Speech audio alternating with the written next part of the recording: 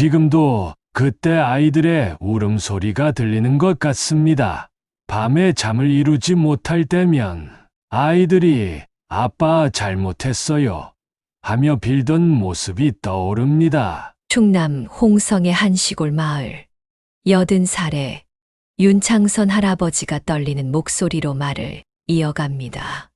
주름진 손으로 연신 눈가를 훔치며 그날의 기억을 더듬어갑니다. 제가 정말 큰 잘못을 했습니다. 그땐 왜 그랬는지 지금도 이해가 되지 않습니다. 시간을 되돌릴 수만 있다면, 단 하루라도 그때로 돌아갈 수만 있다면. 하지만 우리에게 주어지는 시간은 늘 앞으로만 흐릅니다. 후회와 반성으로 가득한 시간도 돌이킬 수 없는 것은 마찬가지입니다.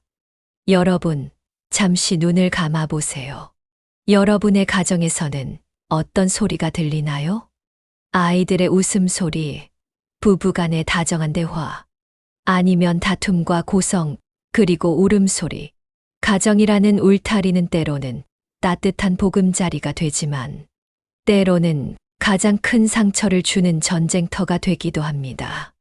오늘 저는 한 가정의 가장이었던 윤창선 할아버지의 이야기. 2023년 80세의 나이에 이혼을 선택할 수밖에 없었던 그의 가슴 아픈 고백을 들려드리려 합니다. 윤창선 할아버지의 이야기가 궁금하시다면 구독과 좋아요를 눌러주세요. 구독과 좋아요는 사랑입니다. 1943년 이남 이녀 중 차남으로 태어난 윤창선 할아버지. 일제강점기의 끝자락과 한국전쟁을 겪으며 어렵게 자랐습니다. 그 시절 대부분의 가정이 그러했듯 장남이 부모의 재산을 모두 물려받는 것이 당연했습니다. 부모님이 돌아가시고 형이 모든 걸 가져갔을 때는 너무 억울하고 분했습니다. 그 분노가 제 마음 한구석에 계속 남아 있었던 것 같아요. 어쩌면 그게 나중에 제가 폭력적으로 변한 이유 중 하나였을지도 모릅니다. 25의 나이에 결혼한 그는 초등학교 기능직으로 일하며 가정을 꾸렸습니다.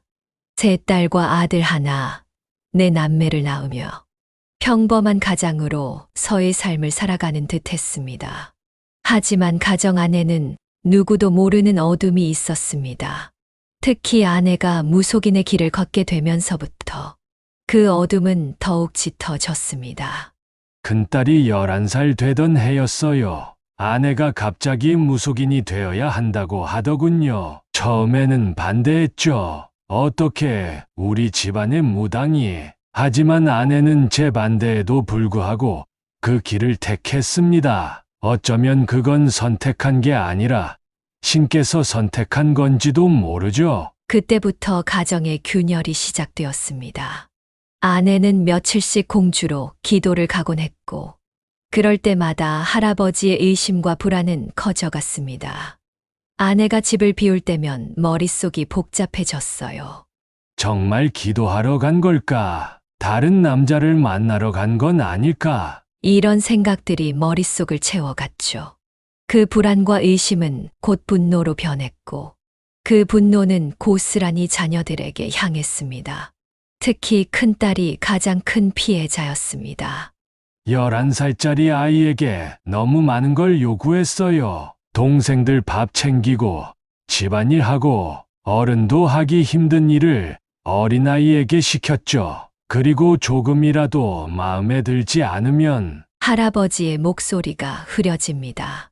손에 잡히는 대로 휘둘렀다는 플라스틱 자, 고무호스, 때로는 막대기나 빗자루. 지금도 그는 그때의 기억을 떠올리면 숨쉬기가 힘들다고 합니다. 청소가 마음에 들지 않는다며, 동생들 밥을 제때 챙기지 않는다며, 이런저런 핑계를 대며 아이들을 때렸습니다. 지금 생각하면 그건 핑계였을 뿐이에요. 제 마음속의 분노와 불안을 달래기 위한 수단이었던 거죠. 이것이 바로 첫 번째 잘못이었습니다. 분노를 통제하지 못하고 폭력으로 해결하려 했던 것. 어린 자녀들의 몸과 마음에 지울 수 없는 상처를 새겼던 것. 두 번째 잘못은 불신이었습니다. 아내를 의심하고 그 의심을 확신으로 바꾸며 가정의 신뢰를 무너뜨린 것. 그리고 그 불신이 폭력의 정당화로 이어진 것. 세 번째 잘못은 책임 회피였습니다. 가장으로서, 아버지로서의 책임을 폭력과 폭언으로 대신했던 것. 자신의 감정을 통제하지 못하고 가장 약한 존재들에게 피해를 준 것. 그때는 몰랐습니다. 내가 얼마나 큰 상처를 주고 있는지, 아이들의 마음에 평생 지워지지 않을 깊은 상처를 새기고 있다는 것을. 최근까지도 이어진 가정폭력의 그림자. 18년 전 교통사고로 허리를 다친 아내가 약봉지를 아무 데나 놓는다며, 리모컨을 제자리에 두지 않는다며 고성이 오갔습니다. 밤에는 전등을 잘 켜지 않으려 했고, 그것은 또 다른 다툼의 원인이 되었죠. 사소한 것들이 쌓이고 쌓여 결국 2023년 이혼이라는 결말을 맞이했습니다. 여러분, 우리는 종종 이렇게 말합니다. 내 자식이니까 잘 되라고 하는 거야. 다 너를 위해서 하는 거야. 하지만 그 어떤 말도 폭력을 정당화할 수 없습니다. 사랑한다는 이유로, 잘 되길 바란다는 이유로, 자식이라는 이유로 어떠한 폭력도 정당화될 수 없습니다. 윤창선 할아버지는 이제야 깨달았습니다. 80년을 살아온 지금에서야 알게 된 진실. 진정한 사랑은 폭력이 아닌 이해와 포용으로 표현된다는 것을. 하지만 너무 늦었습니다. 57년의 결혼 생활이 막을 내렸고, 자녀들과의 관계도 회복하기 힘들 만큼 멀어졌습니다. 이제와 후회해봐야 소용없다는 걸 알아요. 하지만 제 이야기가 누군가에게는 경종이 되었으면 좋겠습니다. 폭력은 절대로 해결책이 될 수 없다는 것, 그걸 꼭 알아주셨으면 합니다. 우리 큰딸이 지금도 플라스틱 자만 보면 몸을 움츠린다고 하더군요. 할아버지의 목소리가 떨립니다. 손끝이 바들바들 떨리는 것을 감추려는 듯 주름진 손을 무릎 위에 올려놓습니다. 창 밖으로 눈이 내리고 있었지만 그의 시선은 50년 전 그날로 향해 있었습니다.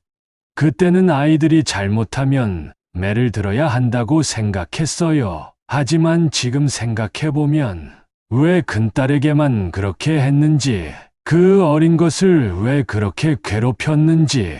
1984년 겨울의 어느 날이었습니다. 11살 큰딸은 여느 때처럼 부엌에서 저녁 준비를 하고 있었습니다.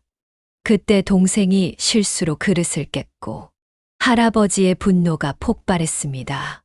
고무 옷을 들고 얼마나 때렸는지 지금도 그 아이의 비명 소리가 귓가에 맴돕니다. 아빠 잘못했어요. 다음부터는 동생 잘 볼게요.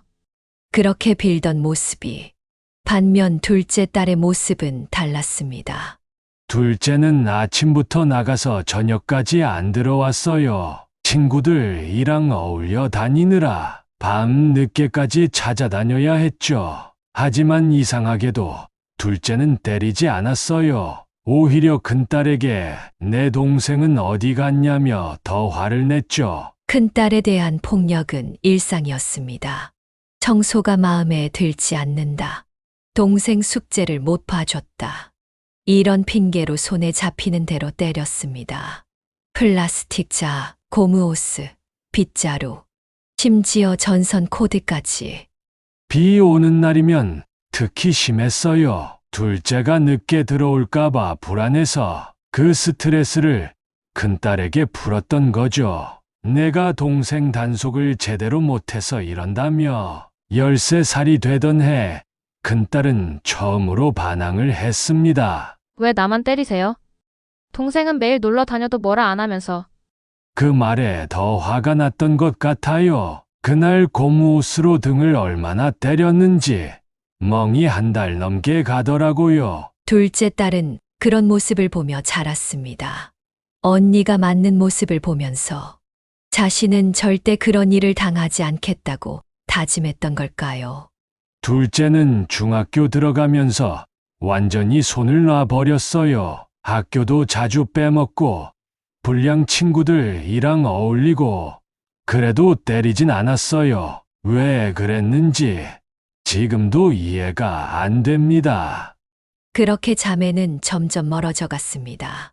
큰딸은 집안일과 동생들 뒷바라지에 매여 있는 동안 둘째는 자유롭게 밖으로 돌았습니다.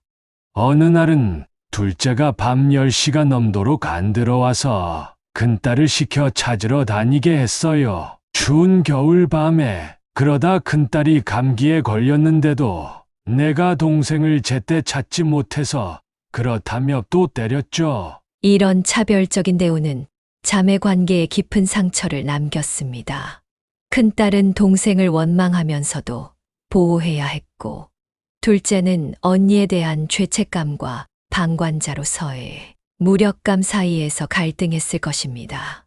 큰딸이 20살 되던 해였어요. 처음으로 제게 대들더군요. 아빠는 왜 나만 미워하세요? 내가 뭘 그렇게 잘못했나요? 그 말을 듣는데 가슴이 찢어지는 것 같더군요. 하지만 그때도 인정하지 못했어요. 오히려 더 심하게 때렸죠. 그 일이 있고 얼마 지나지 않아 큰딸은 결혼을 했습니다. 20살의 어린 나이였지만 도망치듯 시집을 갔습니다. 이제와 생각해보면 집을 벗어나고 싶었던 거겠죠. 지금도 큰딸은 남편의 목소리만 조금 높아져도 몸을 움츠린다고 해요. 제가 심어놓은 공포가 평생 그 아이를 따라다니는 거죠. 둘째 딸은 30이 넘어서야 겨우 결혼을 했습니다.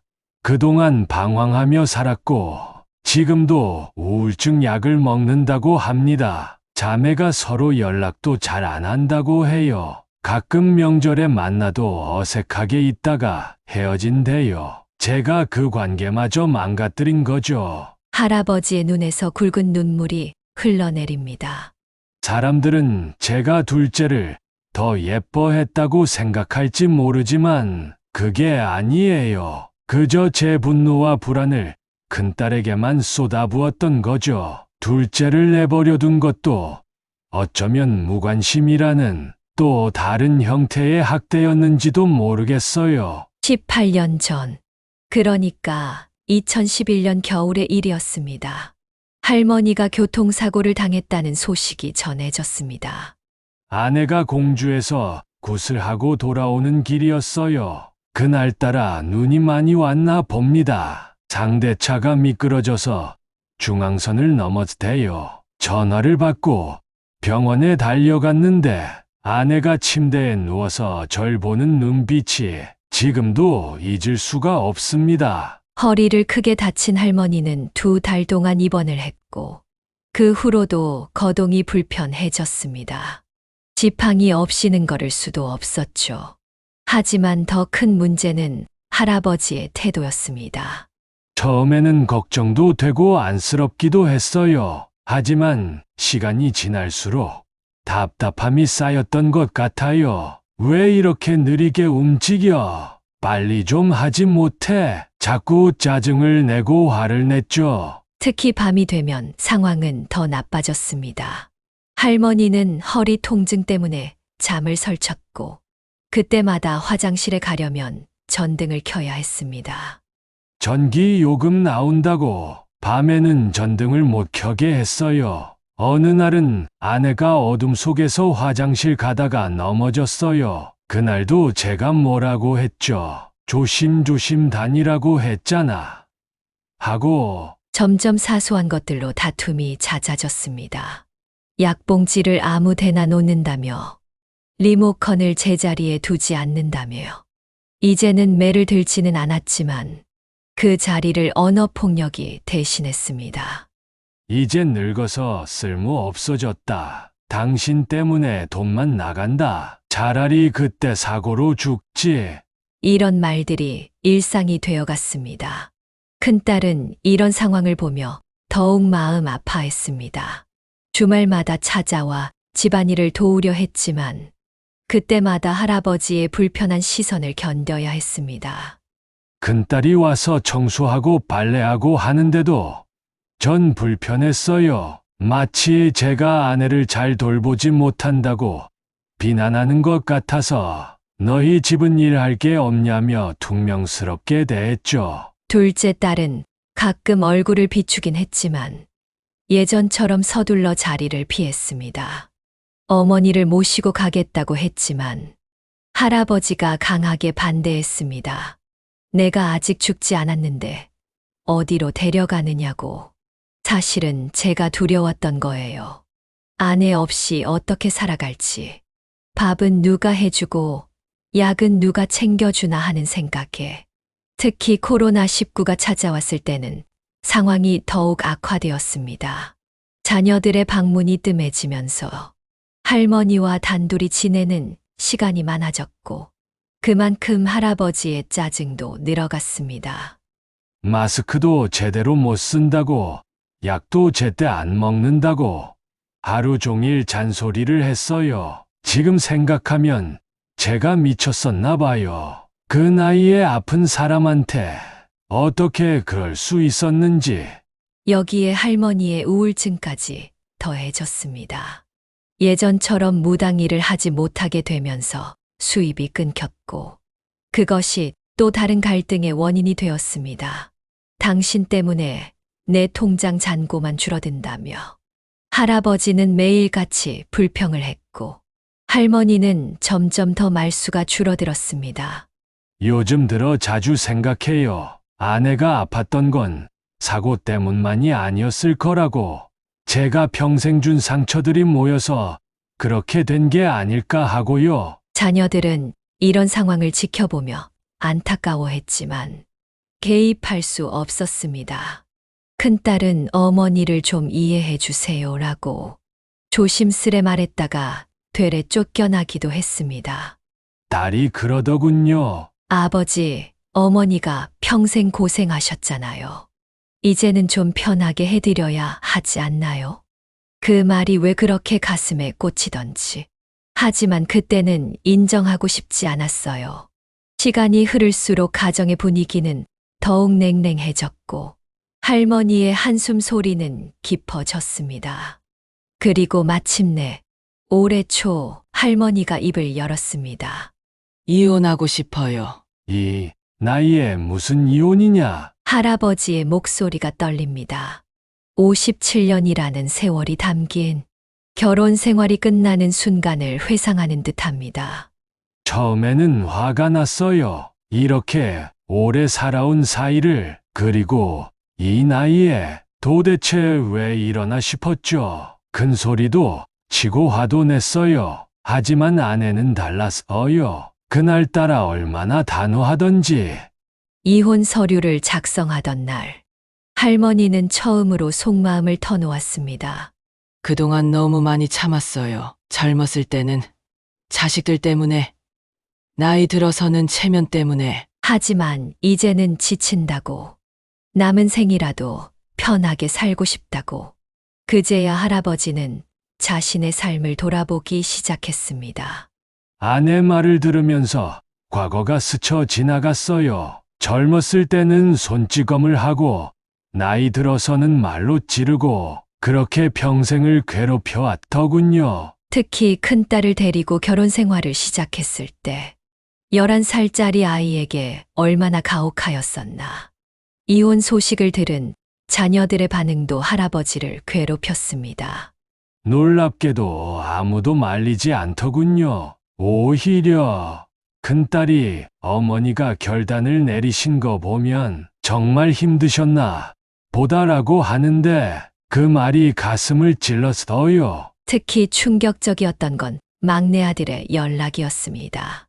오랫동안 연락이 끊겼던 아들이 전화를 했어요. 어머니, 결정을 존중한다고. 그리고 덧붙이더군요. 아버지, 이제야 어머니를 놓아주시는 거죠. 그 말을 듣는 순간 할아버지는 자신의 삶이 얼마나 잘못되었는지 깨달았습니다. 내가 아내를 붙잡고 있었던 게 아니라 속박하고 있었던 거였어요. 사랑이라고 생각했던 게 실은 소유욕이었던 거고, 그동안 제가 얼마나 이기적이었는지. 이혼 후 할머니는 큰딸의 집으로 가셨습니다. 할아버지는 홀로 남은 집에서 처음으로 진정한 고독을 경험했습니다. 텅 빈 집을 보니 많은 생각이 들더군요. 아내가 매일 아침 챙겨주던 밥, 약 먹을 시간이 되면 잊지 않고 알려주던 것. 이제야 그 소소한 일상이 얼마나 소중했는지 알겠어요. 처음으로 집안일을 하게 된 할아버지는 매 순간 후회와 마주해야 했습니다. 설거지를 하다가 문득 아내가 허리 아픈데도 이런 일을 묵묵히 해냈다는 게 떠올랐어요. 빨래를 개다가도 청소를 하다가도 자꾸 아내 생각이 나서 눈물이 나더군요. 특히 밤이 되면 더 힘들어졌습니다. 예전에는 아내가 불을 켜는 게 그렇게 밉더니 이제는 제가 불을 켜놓고 잡니다. 어둠이 무서워서요. 아내는 그 무서움을 얼마나 참아냈을까 생각하면 가슴이 미어집니다. 자녀들과의 관계도 달라졌습니다. 특히 큰딸을 생각하면 더욱 마음이 아픕니다.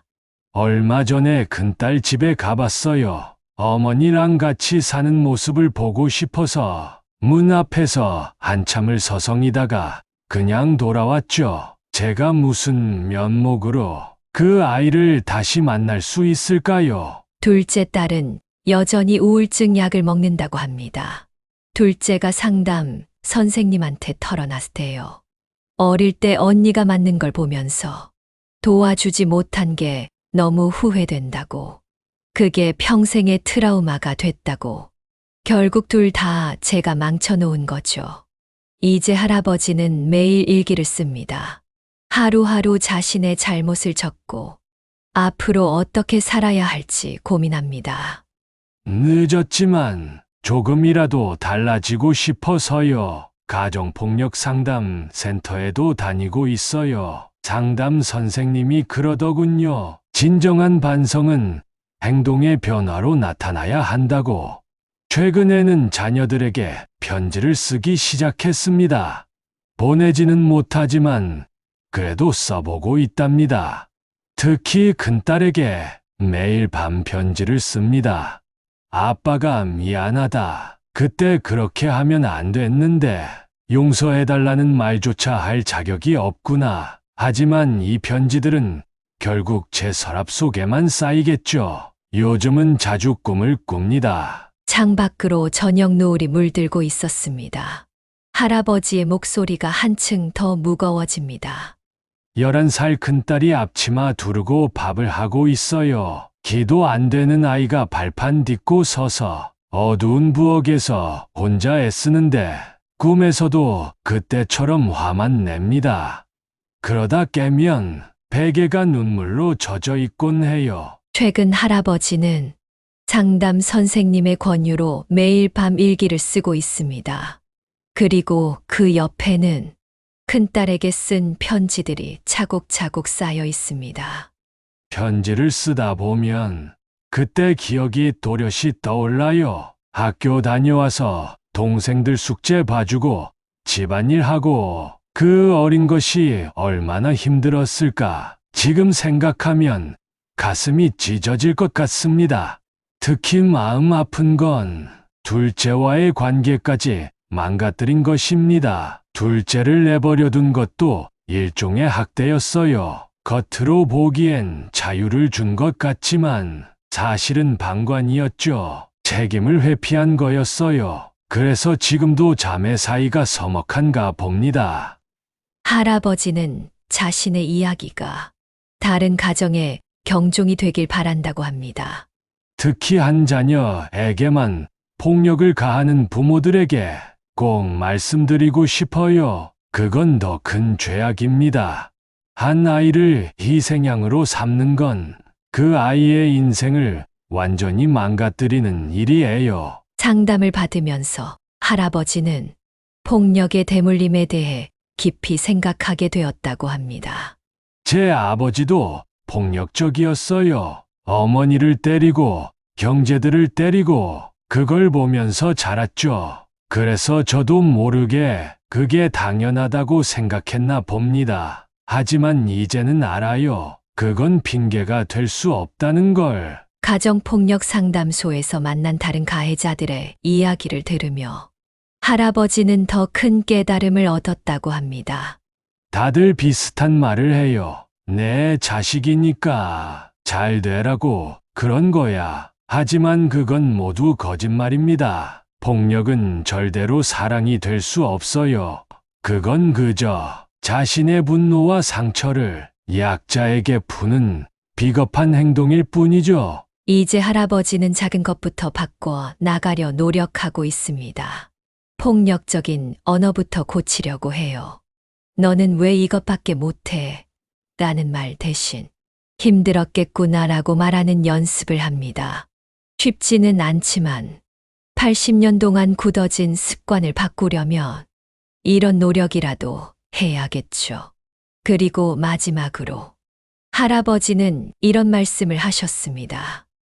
제발 여러분의 가정에서는 이런 비극이 없기를 바랍니다. 한 사람의 폭력이 얼마나 많은 사람들의 인생을 망가뜨리는지 제가 증명하고 있잖아요. 57년의 결혼 생활이 이혼으로 끝나고 자녀들과는 영원히 회복할 수 없는 상처가 생기고 잠시 말을 멈추더니 할아버지가 조심스레 덧붙입니다. 지금 이 순간에도 어딘가에 눈물 흘리는 아이가 있을 겁니다. 어쩌면 우리 큰딸처럼 혼자서 무거운 짐을 지고 있는 아이가 있을 거예요. 부디 그 아이를 도와주세요. 그리고 무엇보다 그 아이의 부모님들께 말씀드리고 싶습니다. 폭력은 결코 교육이 될 수 없다고. 그건 그저 평생의 후회만 남길 뿐이라고. 이제 여러분의 가정을 돌아보실 차례입니다. 지금 이 순간, 우리 집에서는 어떤 이야기가 써지고 있나요? 혹시 비슷한 고민이 있으시다면, 혹은 주변에서 이런 일을 목격하신다면, 댓글로 여러분의 이야기를 나눠주세요. 여러분의 작은 용기가 누군가에게는 큰 위로가 될 수 있습니다. 다음 영상에서도 우리 사회에 숨겨진 이야기들을 함께 나누고 싶습니다. 구독과 좋아요로 응원해 주시면 더 좋은 컨텐츠로 찾아뵙겠습니다. 알림 설정도 해두시면 새로운 이야기를 가장 먼저 만나보실 수 있습니다. 여러분의 가정의 사랑과 이해가 가득하기를 바랍니다. 오늘도 시청해 주셔서 감사합니다.